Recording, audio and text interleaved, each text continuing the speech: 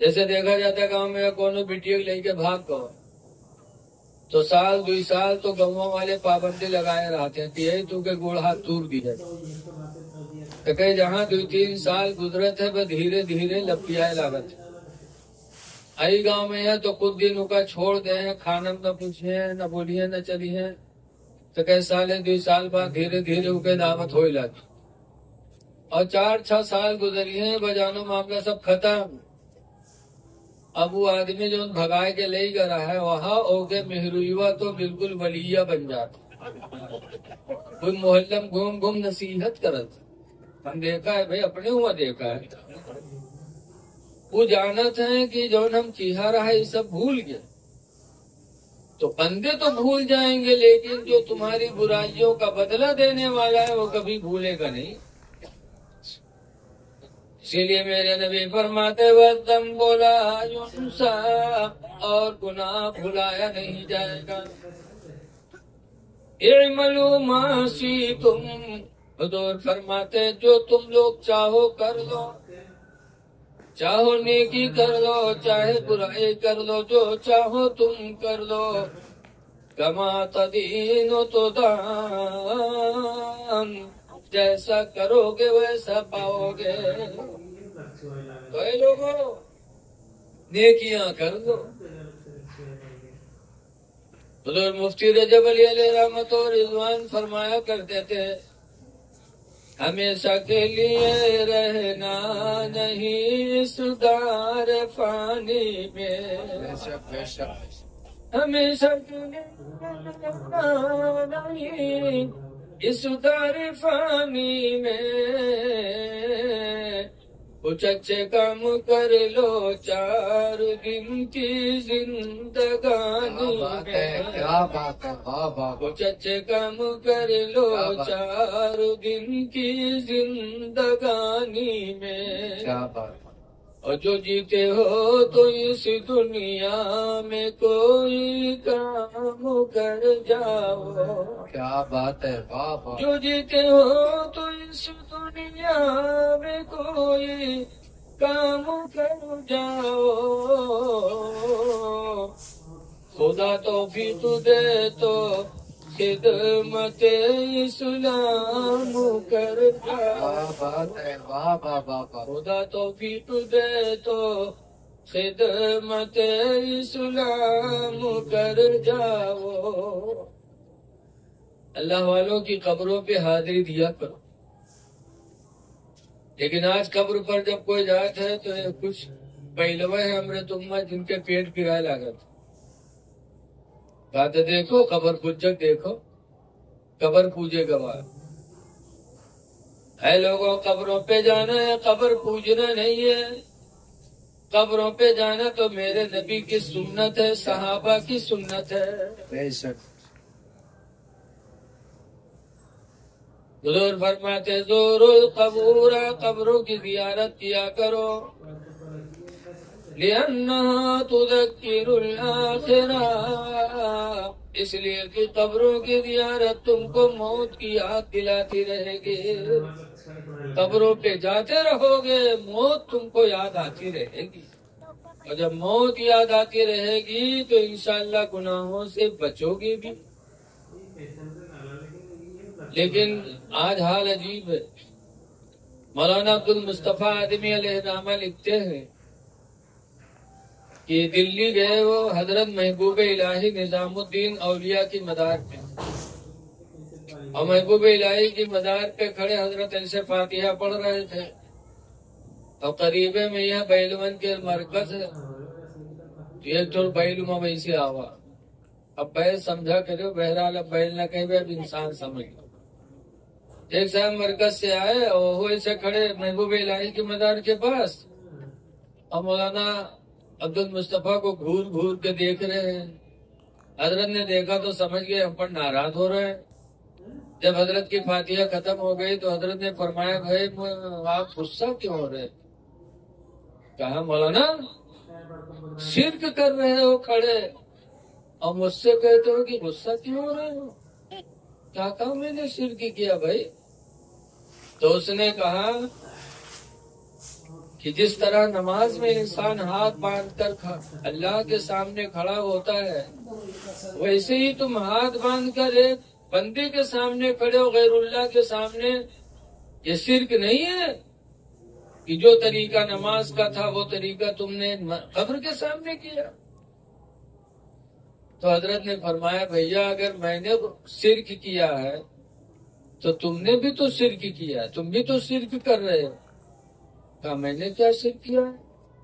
تو حضرت نے فرمایا کہ جیسے نماز میں بندہ ہاتھ باندھ کر کھڑا ہوتا ہے، میں قبر کے سامنے کھڑا ہو گیا تو کہتے ہو میں نے شرک کیا، تو تم ہاتھ چھوڑے کھڑے ہو تو یہ بھی تو نماز کے مشابہ ہے، تم نے بھی تو شرک کیا۔ کہا نماز میں ہاتھ کہاں چھوڑا جاتا ہے؟ تو حضرت نے فرمایا جب رکوع سے اٹھتے ہو سمیع اللہ لمن حمیدہ کہہ کر کے قوما کرتے ہو، قوما جانا تو آپ کو، رکوع سے اٹھنے کے بعد اور سجدے میں جانے سے پہلے جو کھڑا ہوا جاتا اسی کو شریعت میں قوما کہتے ہیں۔ تو نمازی جب قوما میں کھڑا ہوتا ہے تو اس کے دونوں ہاتھ چھٹے رہتے ہیں۔ تو حضرت نے فرمایا کہ تم بھی تو نماز کی طرح کھڑے ہو کہ قوما میں نمازی ہاتھ چھوڑ کر کھڑا ہوتا ہے تو تم بھی تو کھڑے ہو، تم بھی تو شرک کر رہے ہو۔ میں نے ہاتھ باندھ کر شرک کیا اور تم نے ہاتھ چھوڑ کر کے شرک کیا، تو کھپا ہو گیا کہ تم مولانا کوئی میر کھڑا ہوا جائے پھر۔ تو حضرت نے فرمایا سنو، ہاتھ باندھ کر کھڑا ہونا یہ بھی نماز کی طرح ہے، یہ بھی شرک، اور ہاتھ چھوڑ کر کھڑا ہونا یہ بھی نماز کے مشابہت، یہ بھی شرک۔ تو ایک طریقہ بچائے کھڑے ہوئے کر وہی میر کھڑے ہوا کرو۔ کیس کون میں؟ تو حضرت نے فرمایا ایک ہاتھ سر پر رکھو، ایک ہاتھ کمر پر رکھو۔ تو غصہ ہو گیا، کہا مولانا مذاق کر رہے ہو؟ کہا مذاق کیا، جب تم شرک کہتے ہو بتائیے، دروگا کے سامنے جائیں تو ہاتھ باندھ کر کھڑے ہوئے ہیں تو شرک نہیں ہے، تحصیلدار کے پاس کھڑے ہوں گے تو شرک نہیں، ایک اللہ والے کے سامنے کھڑا ہو جائے تو کہتا ہے شرک ہے۔ اے لوگوں ایسے شرک کہنے والوں سے بچو۔ اللہ قرآن میں فرماتا ہے ایسے دیکھ لو، سالوں سال بریانی بناؤ کھاؤ کوئی بات نہ، غوث پاک کے نام بریانی بنائے لو تو کہا کہ وہ شرک ہے، سالوں سال حلوہ بناؤ کھاؤ کوئی بات نہیں، اور شب برات کے موقع پر حلوہ بنا کے کھائے لو تو کہا تھے شرک ہے۔ کیوں؟ ارے سال کی بریانی اور ہے، غوث پاک کی بریانی کا مقام اور ہے، ایسے سالوں سال کا حلوہ اور ہے، شب برات کا حلوہ اور ہے۔ سالوں سال کا حلوہ، سالوں سال کی بیماری، سالوں سال کی بریانی دونوں پاک ہیں۔ اللہ فرماتا یا ایھا الذین آمنوا کلوا من طیبات ما رزقناکم، اے ایمان والو جو ہم نے تم کو پاک چیز دیا ہے اسے تم کھایا کرو۔ بے شک بے شک۔ تو بریانی میں کوئی ناپاک کوئی پلا ہو جاتا ہے، حلوہ میں کوئی ناپاک ملاتا ہے، اور یہ رحمی والی بریانی اور شب برات والا حلوہ اس کو تو کھانا نور نلا نور ہے۔ کیا بات ہے، واہ بابا، نعرہ تکبیر، نعرہ رسالت، علماء اہل سنت، واہ بابا۔ اللہ قرآن میں فرماتا ہے کلو، اے میرے بندے کھاؤ کا، مما ذکر اسم اللہ علیہ، جس چیز پر خدا کا نام ذکر کیا جائے اسے کھاؤ، ان کنتم مومنین، اگر تم مومن ہو، اگر ایمان والے ہو تو اس کو کھاؤ جس پر خدا کا نام ذکر کیا جائے۔ تو جو ایمان والے ہیں وہ کھا رہے ہیں، جو بے ایمان ہیں دور ہو رہے ہیں۔ اس لیے آج پتہ نہیں ہے کہ نہیں ہے، جب بزرگوں کا عرس ہوتا ہے تو لنگر کا کھانا بنتا ہے، لنگر میں دال روٹی زیادہ تر لوگ بناتے، بریانی بناتے، جو چاہو بنا لو اللہ کے نام پر، اللہ کے بندوں کو کھلانے کے لیے۔ تو اس کو لنگر کہتے ہیں۔ اعلیٰ حضرت امام اہل سنت رضی اللہ تعالیٰ عنہ بلگرام جاتے تھے تو وہاں کی دال روٹی بڑے شوق سے اعلیٰ حضرت بڑی محبت سے کھایا کرتے تھے، کیونکہ اس کو نسبت تھی اللہ کے ایک ولی کی طرف، بے شک اس پر خدا کا نام لیا جاتا ہے۔ بہرحال ہے لوگوں، قبروں پہ جایا کرو، لیکن ایک بات سن لو، آج لوگ دیوا جاتے ہیں حاجی وارث پاک کی قبر پہ، اجمیر جاتے ہیں غریب نواز علیہ رحمہ کی قبر پہ، بحرین شریف جاتے ہیں غازی سرکار کی قبر پہ، بریلی جاتے ہیں اعلیٰ حضرت امام اہل سنت کی قبر پہ، اور جہاں جہاں جاتے ہیں جانا چاہیے۔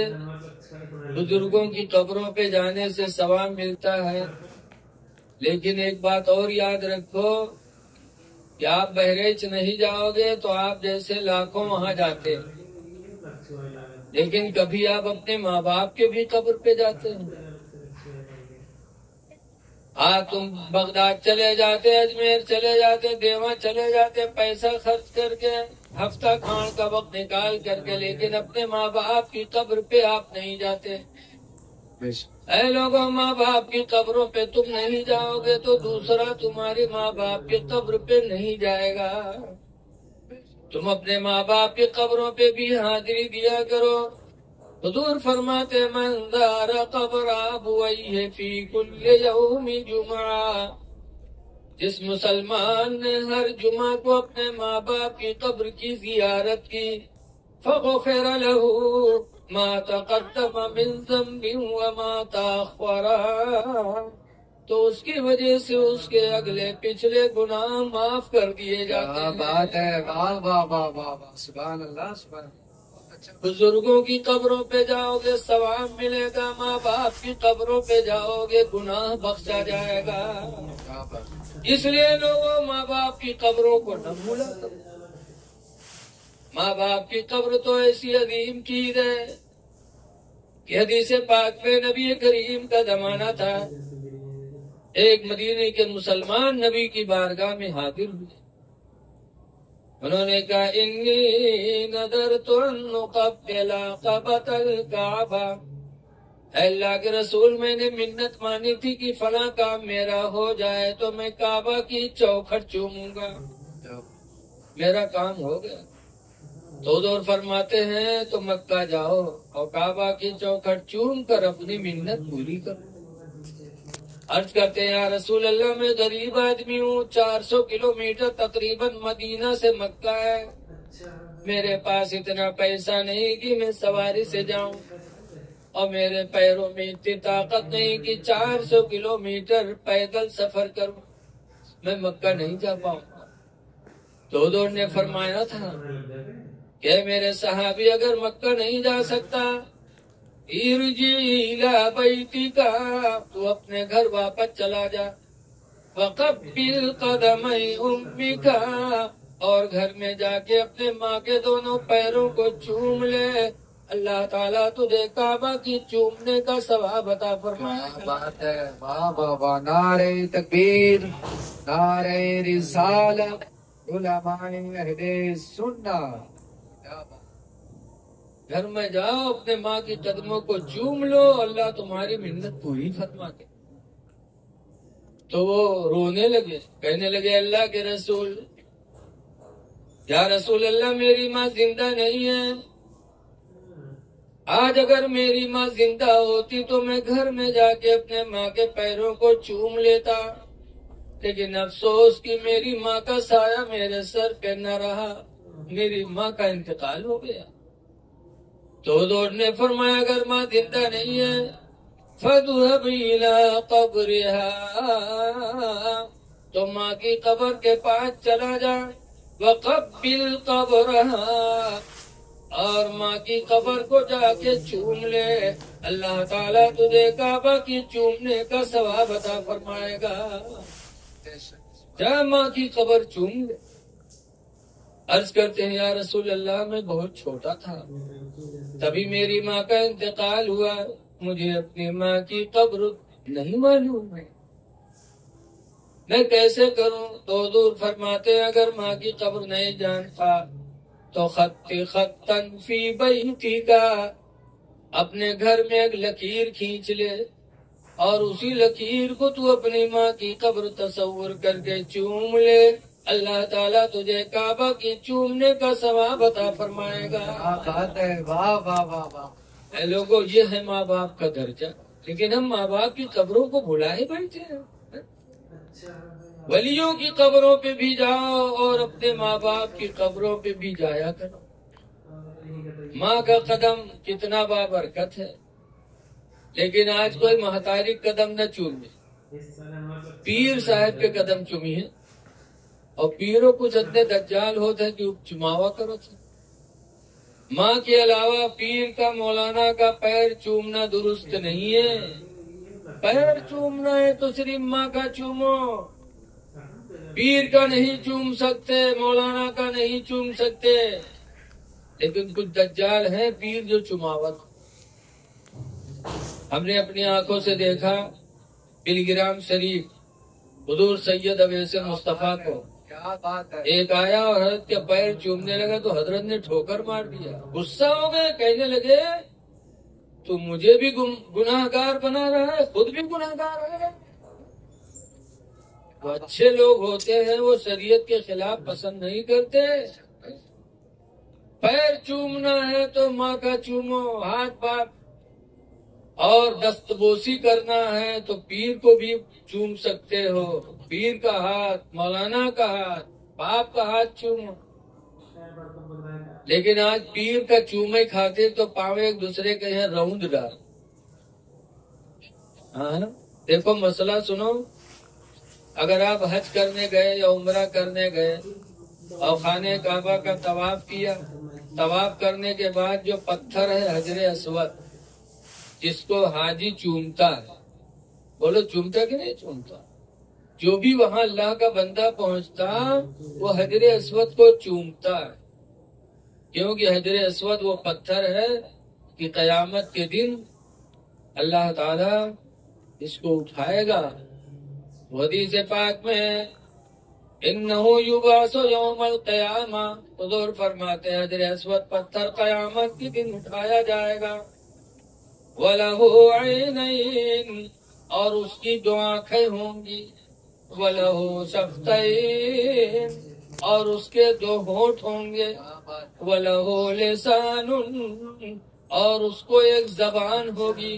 پھر وہ حجر اسود گواہی دے گا، جس نے ایمان سے چوما ہوگا اس کے لیے وہ حجر اسود گواہی دے گا، تو اس کی گواہی سے اللہ اس کو بخش دے گا، اور جس نے بے ایمانی سے چوما ہوگا، ایک پتھر سمجھا ہوگا صرف، اس کے خلاف گواہی دے گا اور وہ جہنم میں ڈھکیلا جائے گا۔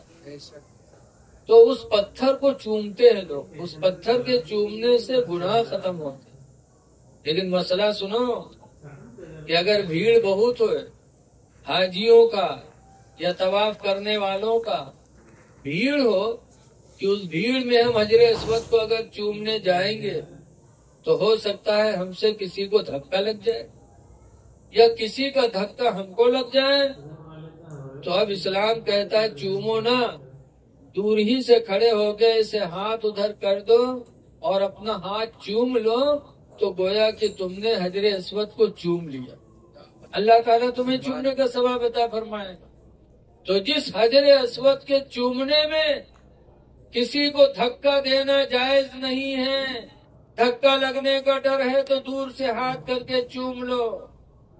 اچھا بتاؤ، یہاں پیر صاحب آوت ہے تو پیر کا چومنے خاطر کتنا لوگ پریشان ہوتے۔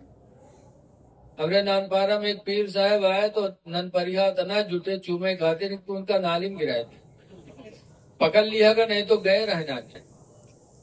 اور مفتی ارسلان بھی آئے بریلی سے تو ننپریا جھوٹے ہاتھ چومے خاطر ہمارے مدرسہ میں یہاں گھس گئے، تو مولانا علیم اللہ علیمی کے ہیں پگا ایسا دبائے دہن چھال ماں کے ان کے پسوری پی رہے تھے، ان کے کرتو پھاٹی کا۔ بتائیے یہ کتنی جاہلیت ہے سنیوں میں، وہاں چومنے بجانوں کی حج کہی دی۔ ارے یہ بھی دیکھو کہ ہمارے وجہ سے کسی کو تکلیف تو نہیں ہو رہی ہے۔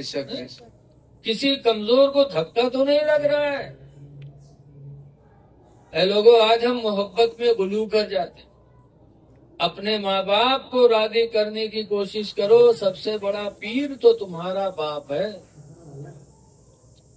बाप अगर भूखा सो गया, तुम्हारे पास दौलत है, तो तुमसे कब्र में हश्र में सवाल किया जाएगा। और पीर साहब अगर भूखे सो गए तो मुरीद से पूछा नहीं जाएगा कि तेरा पीर भूखा सोया तो उन्हें खाना क्यों नहीं खिलाया। हाँ, अगर पीर पड़ोसी है तब तो पड़ोसी के बारे में पूछा ही जाएगा। लेकिन अगर पता चला पीर साहब बरेली में है या पीर साहब के चौचम है और भूखे सोए गए और मुरीद यहाँ बनकुरी में है, तो बनकुरी वाले से कयामत के दिन पूछा नहीं जाएगा। लेकिन अगर बाप भूखा सो गया, माँ भूखी सो गई, तो खुदा की कसम, ना कब्र में तुमको छुटकारा मिलेगा, ना हश्र में तुम बख्शे जाओगे। इसलिए अपने माँ बाप का ख्याल रखो। लेकिन आज देखा जाता है कि जब तक के शादी न हुई तब तक तो अब्बा अब्बा, अम्मी अम्मी, और जहाँ फूल जहाँ आई घर में विदा हुए थे और काने में फुकनी फूके लगी। ये बुढ़िया बुढ़वा पीछे कब तक लगे रही है। समय से नौजवान माँ बाप से दूर हो जाते। अब अपने अब्बा अम्मू कहीं है तो बुढ़वा बुढ़िया कहा था, और सास ससुर के हैं बड़े प्यार से अब्बू अम्मी अब्बू, ना बड़ा मेहरा हो गया। जिसको बाप कहना था उसको नहीं कह रहा है, जिसको माँ कहना उसको नहीं कह रहा है। और सास ससुर को इतने अदब से अदब करो, मोहब्बत उनसे भी करो, लेकिन माँ बाप को नजरअंदाज मत करो। जहाँ शादी हुई बीवी लेके अलग हो जाए, ना अब्बा मस मतलब ना कुछ, चले जाए सऊदीया में कमाई है, दिल्ली में कमाई है। मेहरुआ थी पठाई है और मेहरुआ खाई तो घूम घूम मैका दौड़ दौड़ जाए। और के बाद जब अब्बा अम्मा खत्म हुई है तब वो चली हुआ से पिलियन से, कहिए हमारे अब्बा दफनाए ना, हम पिलियन से यही थे। कमीने जब जिंदा रहे तब तो दायरे नहीं है, हमारे के बाद पिलियन से कहा आवत है दुनिया वालों को दिखाने के लिए कि हम अब्बा को बहुत चाहते हैं। जिंदगी में तुम करीब न गए। आज देखा जाता है माँ बाप बीमार है, कोई ख्याल नहीं, और जब माँ बाप का खाना बंद हो गया, गले से कुछ जा नहीं रहा है, तब नौजवान गिलास में दूध ले करके जाता है, बाप के गले में डालता है। तो बाप का दिल नहीं रोता होगा कि जब मैं खाने के लायक था तब तूने मेरी तरफ तवज्जो न किया, जब मेरे पेट में हजम होने वाला था तब तुमने मुझे नजरअंदाज कर दिया, और आज मेरे गले में कुछ नहीं जा रहा है तो तू दूध ला के डाल रहा है। ऐ लोगों, माँ बाप का दिल न जलाओ, खिदमत कर लो वक्त से पहले, वरना जिंदगी भर पछताने के सिवा कुछ भी हाथ आने वाला नहीं है। नेकियां कर लो, माँ बाप को राजी कर लो। एक बात और सुन लो, फिर मैं अपनी तकरीर खत्म कर रहा हूँ। क्योंकि आपके मेहमान बहुत हैं और हमको आपको अपने मेहमानों की इज्जत करनी है। देखिए बनकुरी गांव के लोगों, बुजुर्ग का उर्स कराना ये मुस्तहब है, सवाब काम है। करोगे इंशाल्लाह नेकियां पाओगे, अगर नहीं करोगे तो आपसे पूछा नहीं जाएगा कि आपने क्यों नहीं किया। लेकिन जो चीजें आप पर फर्ज हैं उसको नहीं करोगे तो फिर आप बख्शे नहीं जाओगे। सच्चाई है, सच्चाई। आज हम नमाजों को छोड़े बैठे। बेशक हुजूर के जमाने में थे जिनका नाम था सोलबा। हुजूर के पीछे नमाज पढ़ते थे पांचों वक्त, और हर नमाज में सबसे पहले मस्जिद से निकलते थे। हुजूर ने एक दिन पूछा, सोलबा तुम हर नमाज में सबसे पहले भागते हो, क्या मामला? तो सोलबा का जवाब सुन।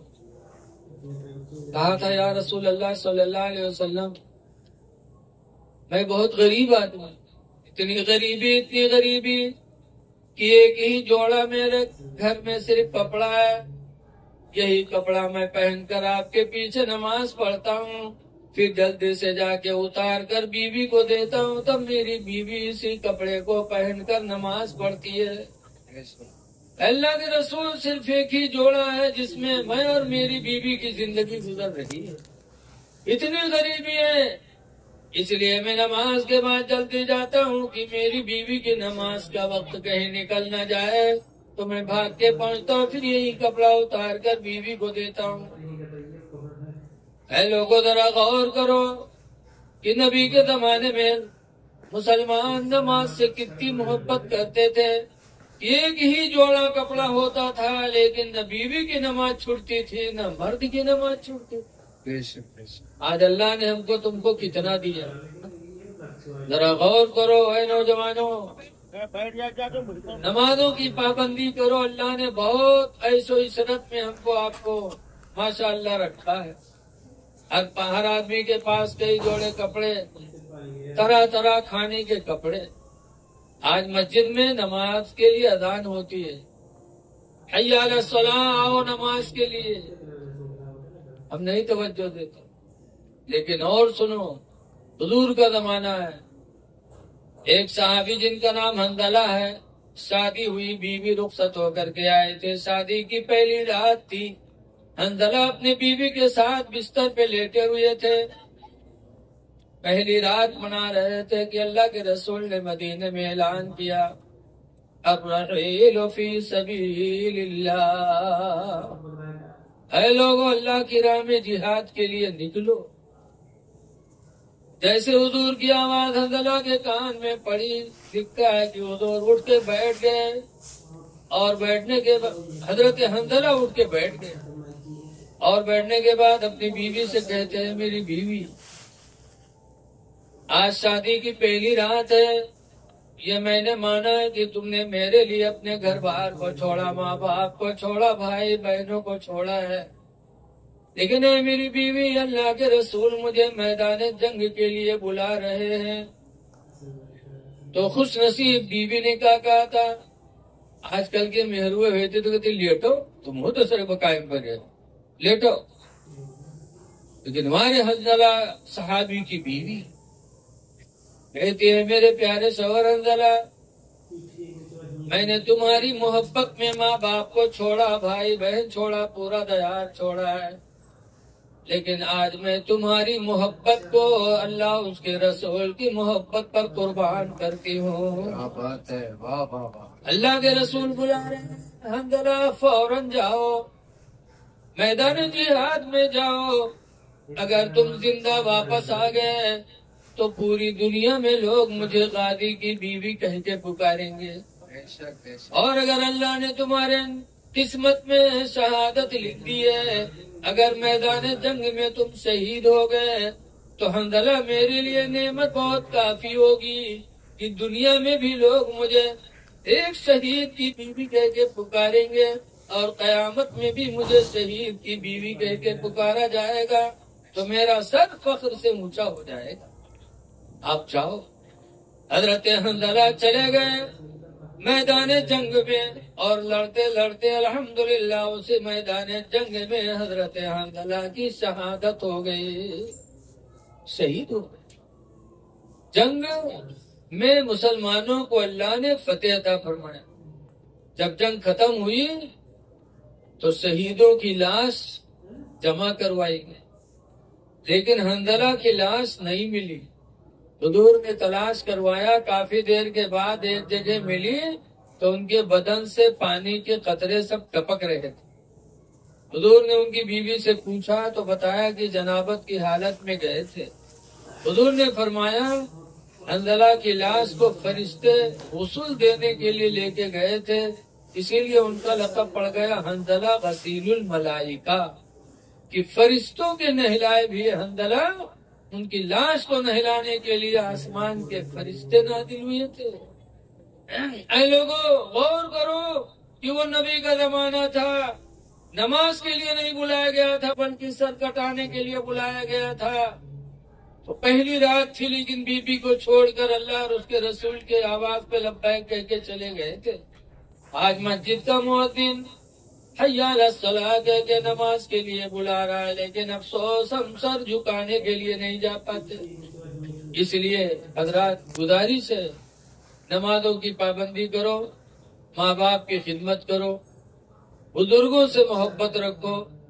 دعا ہے کہ اللہ تبارک و تعالی اس جلسے کو کامیاب فرمائے، اور اب اپنے باہر سے آنے والے مہمانوں کا آپ سنیں۔ اللہ ہم کو آپ کو عمل خیر کی توفیق عطا فرمائے۔ السلام علیکم۔ بسم اللہ الرحمن الرحیم۔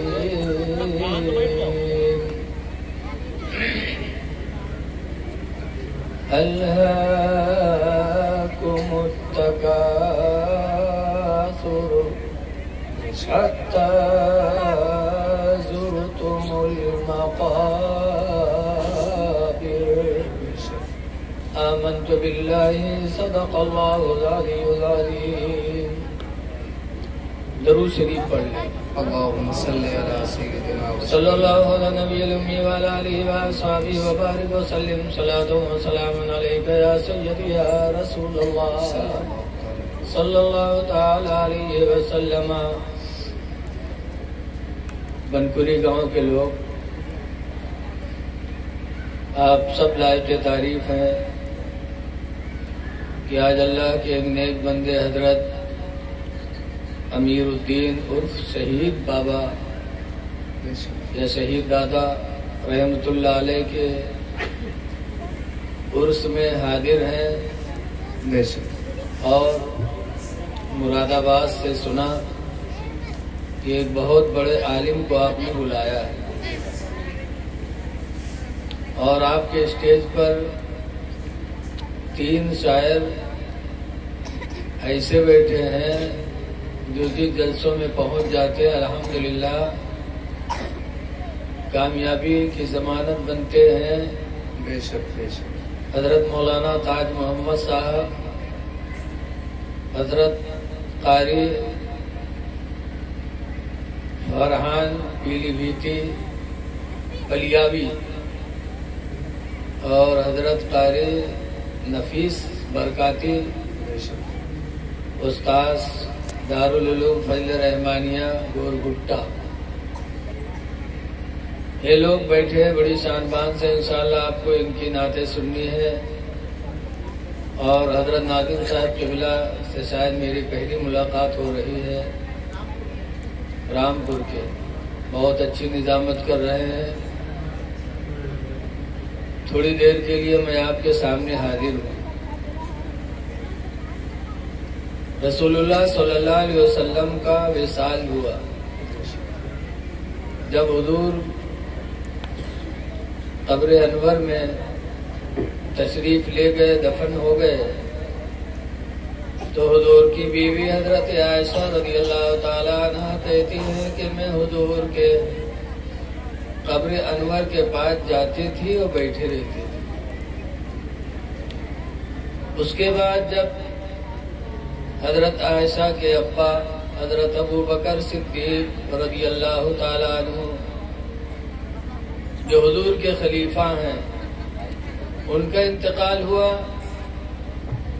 وہ حضور کے داہنے پہلو میں دفن کیے گئے۔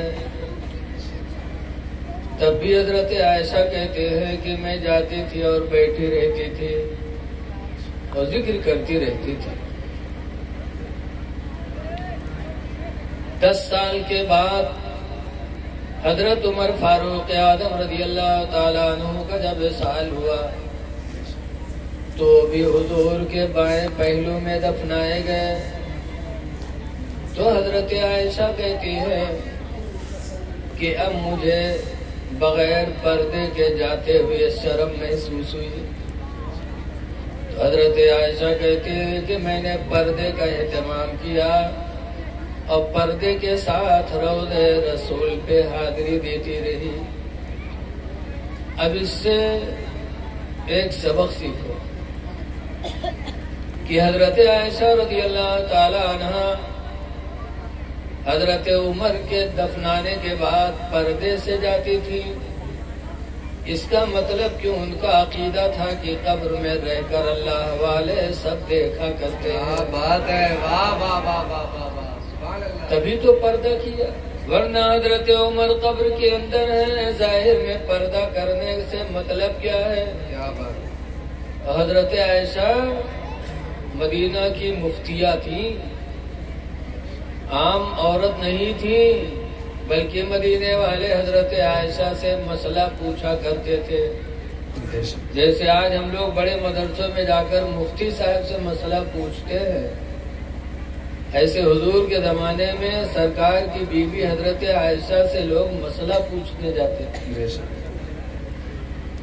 تو جب ان کا یہ عقیدہ ہے کہ قبر میں رہنے والے لوگ اپنے لوگوں کو دیکھا کرتے ہیں، تو ہم سب کا بھی یہی عقیدہ ہونا چاہیے کہ حضرت امیر الدین شاہ عرف شہید بابا اپنی قبروں میں رہ کر آج ہم سب کی حاضری کو دیکھ رہے ہیں. عقیدہ رکھو. حدیث پاک ہے کہ مرنے کے بعد مسلمان کی نگاہیں اور تیز ہو جاتی ہیں، سننے اور دیکھنے کی طاقت کو اللہ تعالیٰ بڑھا دیتا. بے شک بے شک. تو یہاں آئے ہو تو ادب کے ساتھ بیٹھو، تاکہ یہ سوچو کہ صاحب مزار ہم لوگوں کو دیکھ رہے ہیں. اور دوسری بات یہ معلوم ہوئی کہ اگر عورت شریعت کے مسائل جانتی ہے اور ادب کا لحاظ رکھ سکتی ہے تو قبر پہ جا سکتی ہے. لیکن عام یہی ہے کہ عورتوں کو شریعت کے احکام کم معلوم ہے، اسی لیے اہل سنت کی طرف سے منادی کر دی گئی کہ قبروں پہ عورتیں حاضری نہ دیں. یہ پردوں میں جو ہے نقابوں پہن کے جائیے تب ہوں کمر پر رسہ باندھ کے جائیے. تو بتائیے پردہ ہوئے کہ نقاب کی بھی حرمتی کرے گی. نقاب پہنیے تو کمر میں یہ رسہ بنی ہے، لاگت ہے ڈانکا ڈالے جاتے. کتنی بے حیا وہ عورتیں لگتی ہیں جو نقاب پہننے کے بعد کمر میں پٹی باندھتی. ارے نقاب کس لیے ایجاد ہوا ہے؟ نقاب ایجاد ہوا ہے جسم کے اونچے نیچے حصے کو چھپانے کے لیے، تاکہ عورت کے نیچے اونچے جسم کے اونچائی پر انسان کی نگاہ نہ پڑ سکے. لیکن آج نقاب کا مقصد ختم ہو گیا. نقاب میں یہ بھی ایسا پھول کر ہوئی ہیں کہ دور سے آدمی دیکھے والے سے. ارے نقاب کس لیے تھا؟ تو ایسے جیسے ایک آدمی گوا بنارس اور وہاں ساڑی کی مارکیٹ میں پہنچ گیا، دیکھے ساڑی بہت بڑھیا بڑھیا بکائے تو وہ اپنے مہروا خاطر ایک ساڑی خرید لی لال کلر کی. اور کیا رتیا کلر کون مل رہا ہے؟ اتنی کریا کی تاو پھیل رہا ہے کیسا، اور ساڑی لال کلر کے لے آؤ. جب لاوا دیکھے سورتیا بہت کچھ تو جلدی جلدی نہائے تو ساڑی پہن کے مرد کے آگے گئے، کہیں دیکھو دیکھو ہم کون میں لاگی تھا. جیسے آج کل ماں بہنوں کو بس یہ شوق ہے کہ ہم اچھی لگیں، ہماری عزت چھپتی ہے کہ نہیں چھپتی ہے اس کی فکر نہیں، بس یہ کہ اچھی لگے. ایسی اور بھی ساڑی پہن کے مرد کے آگے گئے، کہیں دیکھو ہم کون میں لاگی تھے. تو کہتے تم تو ویسے لاگا تھا جیسے کوئلہ کے ڈھیر میں آگ لگ گئے، بس ساڑی نوچ کے پھینک دیے سب گریاوے لگا. لباس پہنو تو سب سے پہلے دیکھو یہ کہ ہماری عزت چھپ رہی ہے کہ نہیں، پھر دوسرے نمبر پر دیکھو کہ یہ لباس ہمارے لیے خوبصورتی کا سہارا ہے کہ نہیں. اللہ تعالیٰ قرآن کریم میں فرماتا یا بنی آدم، اے آدم کی اولاد، قد انزلنا علیکم لباسا، ہم نے تیرے اوپر لباس اتارا ہے. یہ لباس جو ہم لوگ پہنتے اللہ نے اتارا ہے. اے آدم کی اولاد، جو میں نے تمہارے اوپر لباس اتارا ہے کس لیے؟ تو مقصد کے لیے۔ نمبر 1 پر اللہ فرماتا یواری سوآتکم، اس لیے ہم نے لباس تمہارے اوپر اتارا ہے کہ لباس پہن کر کے تمہاری عزت چھپ جائے۔ یہ لباس اس لیے دیا تاکہ تمہاری عزت پر کسی کی نگاہ نہ پڑے۔ پہلا مقصد لباس کا اللہ نے اس لیے بتایا، اور دوسرا مقصد اللہ فرماتا ہے وریشا،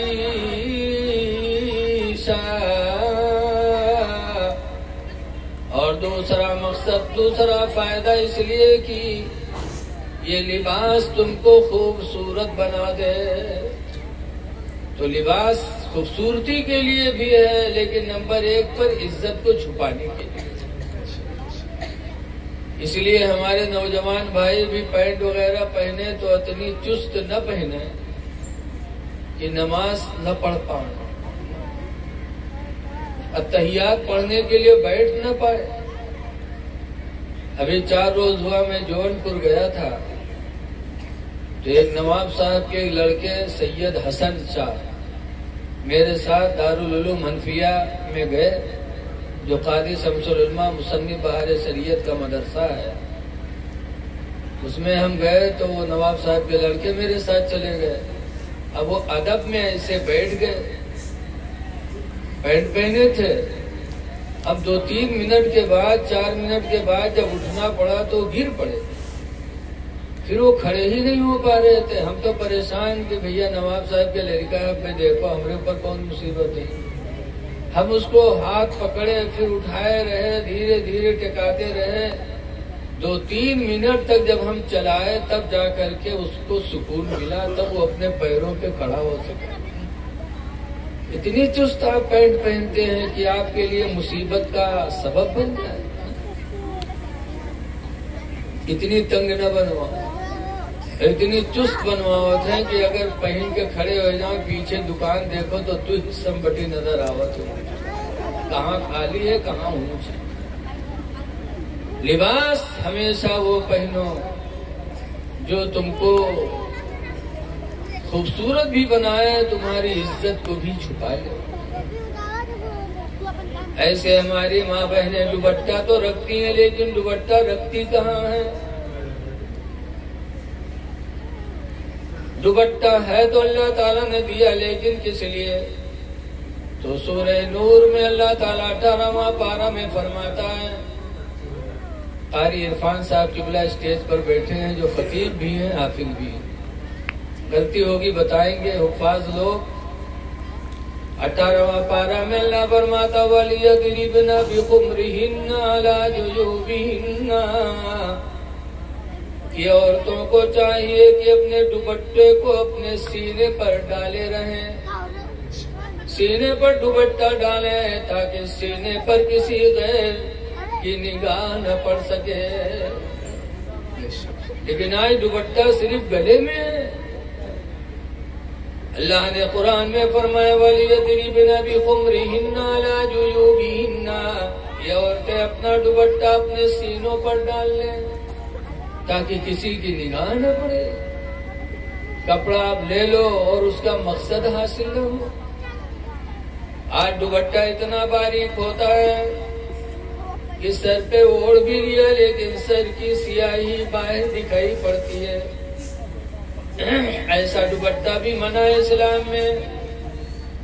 اسی لیے اگر کوئی عورت ایسا دوپٹہ اوڑھ کر نماز ادا کی جس دوپٹے کے اوپر سے بالوں کی سیاہی نظر آئے تو اس عورت کی نماز نہیں ہوگی، کیونکہ اس نے ستر کو چھپایا ہی نہیں۔